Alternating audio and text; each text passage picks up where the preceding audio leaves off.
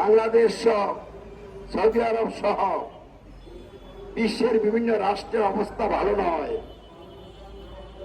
মানবতা আজকে ধ্বংসের মুখোমুখি। সম্মানিত উপস্থিতি, বিভিন্ন শ্রেণী পেশায় নিয়োজিত সচেতন ভাই বন্ধুরা, বিশেষ করে সাংবাদিক বন্ধুগণ এবং শান্তি শৃঙ্খলার দায়িত্বে নিয়োজিত মহার প্রশাসনের ভাই বন্ধুরা, অনুপস্থিত দেশবাসী, বিশ্ববাসী ভাই ও বোনেরা, আপনাদের সকলের দৃষ্টি আকর্ষণ করে বলছি, বাংলাদেশ সহ সৌদি আরব সহ বিশ্বের বিভিন্ন রাষ্ট্রের অবস্থা ভালো নয়। মানবতা আজকে ধ্বংসের মুখোমুখি।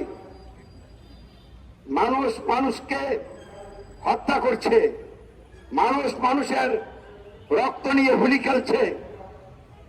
ক্ষমতাসীনরা ক্ষমতার অপব্যবহার করে মানুষের উপরে জুলুম, সূচক, অত্যাচার, উৎপীড়ন চালাচ্ছে।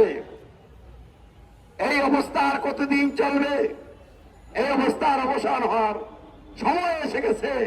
তাই আজকে ইসলামী সমাজের উদ্যোগে বিশেষ মানববন্ধন শান্তির পথে গিয়ে চলবে, সেই লক্ষ্যেই আজকে এই মানববন্ধন।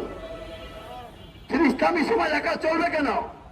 সরকারকে সাথে নিবে, প্রশাসনকে সাথে নিবে, দেশবাসী ভাই বোনদেরকে সাথে নিবে এবং হিন্দু বৌদ্ধ খ্রিস্টান সকলকে সাথে নিবে। কারণ দুনিয়ায় ধর্মের দিক দিয়ে সব মানুষ একমত নয়, কিন্তু শান্তির ক্ষেত্রে সকল একমত। আপনি যদি হিন্দুদেরকে জিজ্ঞাসা করেন শান্তি চান না অশান্তি চান, তাদের কেউ কি বলবে অশান্তি চাই? বৌদ্ধ খ্রিস্টান নাস্তিক আস্তিক সকলেই বলবে কি চাই? শান্তি চাই।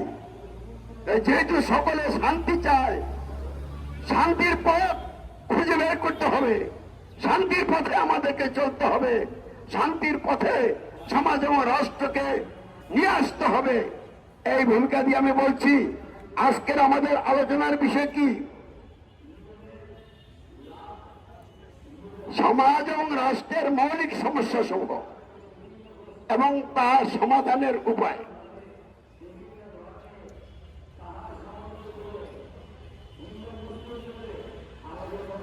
প্রথমে যদি সমস্যায় চিহ্নিত না করা যায়, সমাধান করা কি যাবে? তাহলে আসুন আমরা সমাজ এবং রাষ্ট্রের মৌলিক সমস্যাগুলি কি এগুলি ভালো করে জ্ঞানের ভিত্তিতে, বুঝের ভিত্তিতে জেনে নেই। এভাবে অনেক সমস্যার দৃশ্য তো দেখছি, তো এগুলি আসল সমস্যা না, মৌলিক সমস্যা থাকার কারণেই এই সমস্যাগুলির সৃষ্টি হয়েছে। এখন বর্তমানে বাংলাদেশে গ্যাসের সমস্যা, বিদ্যুতের সমস্যা, যার কারণে আন্দোলনের কথা হচ্ছে। গ্যাস দে, পানি দে, বিদ্যুৎ দে, না হলে গদি ছেড়ে দে। এরকম বহু আন্দোলন হয়েছে। মানুষ গদিতে বসেছিল, গদি ছেড়ে দিয়েছে, সমস্যার তো সমাধান হয় নাই।